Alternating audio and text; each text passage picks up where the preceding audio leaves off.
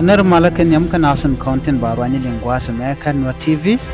biya kamal atu kon galer tijdi ban linga jan gwa sama kan konon ya mejira mejidit kan Nuer TV goro jen wo jender subscribe kode notification bell de join komite kamishi barayda shamala shubike bana tin kono de kon galinga jan gwa sama bana kaling leran yam balin gwa sama kuma South Sudan marai ke kiir mayardit ngai kona gwan wo che Dr. Machar tibiya so ngai kon manana to waman to kan tamaman chanyo kuma kwa report ala kuma South Sudan wa gore jeno ne tin kontin la GS PLA ayo ne dia la kon tin chung ke Dr. Machar enaran mi chung ke Dr. Machar wajen kiir mayardit be support bne dia albuka support yen bukana watch ka Dr. Machar ko ba Dr. Machar ba de kulalo shalar no gore SPLA ayo de ni ka dia albuka surrender ka buka wa ka kuma right ke kiir mayardit name wa mishal ke ransom ka yutla kam ke ki mala tup ke misha dun chaja ke ka gori no baram mo ba jelun la yen dol yana tup kan mo wala to ka chur me dor kwal beran som ba jago a cikin me shi alin ne ka gwasi dan wacha boni chaka ke kun boni to shwala raji boni no ko gori no baka boni baka kulun gone yoti $1 million no mo chana jenen na mo awamala to ko kan kuma marai ke kiir mayardit no dere larno beren somba jago ke bene dia baka de man no kan buka surrender buka wuka kuma de wajana mo shi mo gwa ke kum wana me tactic mala yos ke chur no goro be na baka cham ke ba yo ka je ganta da na yot ke ta me kiir mayardit mala kiir mayardit da wache gien kan mutun kon de kuma de yen kaka che o ka dob chore ka o la de jenwo de ne dia de ken support la ne me chetel welin ko de rander tika party de ki rander tika jom de express mi che ngaje no rammo mo ramte ka long de kir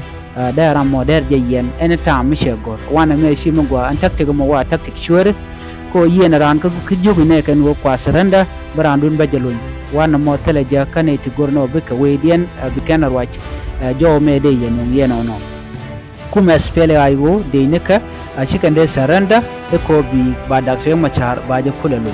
wani kiir mayardit Dr. Machar ba je luin ko jan Ramadan do mal bi no Dr. Machar shi kiir bi no kiir karwa da mal de no kiir kana je kwar ce dem to tel wait kelme de ka party kel karwa da ka be lar no gor ne di alko bi kana ka party de ka je no rundu cho ko well wero tel mu gwa mele de menan de tel di balem tel mal point de kiir mayardit ken je kwar kwal kana yo ke kwere ke ni gurum di alde kon ka na nyur tel mu gwa mishimen to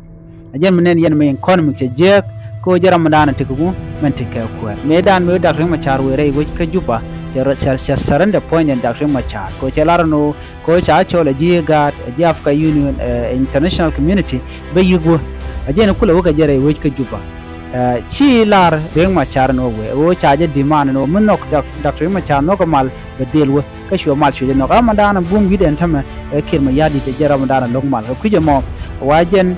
che Dr. Machar che je kinaf ku ransom ku ka lagor wana mo der ka je chi chong lere ro de men bana nyok milin kone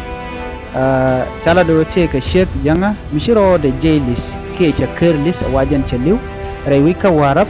wa mu chaje report shi wat ka dial chi ko ben cha pul chaje tet wa da danan wa kwaje no ngolo de no yupol waji ciek mo charo da jiɛc na de yenen ka jen furo na me mu gwasa me cha pul chaje tet cha pul chaje mol de nen o te yen ten yen kon kwala ten mun wa miracle manana chi togre wi ka warap en ciek mo shale abuk ajing ka togre ga mo to ka a wen payam ka twitch county ka warab state yen gwal dana to miracle tin chajo mo chajo kwen ɛjɛn tin content ka social media tikala no chi ciek mo che liu ka charo da nyok ka mi je rode wa na me longkot nyok mbu kono kon were ngai ne je gwano te mi chi kon to ne ka wan to ka rol Ethiopia chane ngai me dan ditok ciek che liu ka kore kuruno ngwade wade je kulo kon wa chi wo ker ke chi wo har jo mo ji kon ngaje ne ala ko te ka bang na siang la miracle la ja no nga ka do mi chai ngai ke ja na me de yen ngai ka mandan ya rode men biodian gwal man bana ko en kriwut ka mi ciek de la ciek de chaja kwal ke ciek de chaja dom ciek de na mo mi chaja dom mo ke chaja kwal jen shige te ka gad sharam dit ba shu rodin mo ka mai kan gade shu ka jian wo kan dor dana cha shige cha de paltin an gwaz ma wa kan ko kan ho kan ka gor ke yor kon la tup ke yor la tup ke shere mi de kon la ne yes jen ka do bran la nore alat ke je sikana lar no shu ke icha karul kie ba karul no duno la lar ke no ke hok ruka waruk nga waruk ni ciek no bane lar gwal meno sika woko buka hokten kono warul shuk de ko shuk de chaka lo gad ba wuda dien so kujamo mishiga wa waken kan wuda maken kan jakuda danan ku men ku shigde la kwalki man dom shigde la chika wujang na man wut kana mo an gwaz ma wale ta kana ko kende te chenga mo lel ten jen mo wacho amoy ka kwang meda wa wato churo de jiɛc to ne tin nyura gwaz mo yoyo nakan dang rodial la chenero shaganak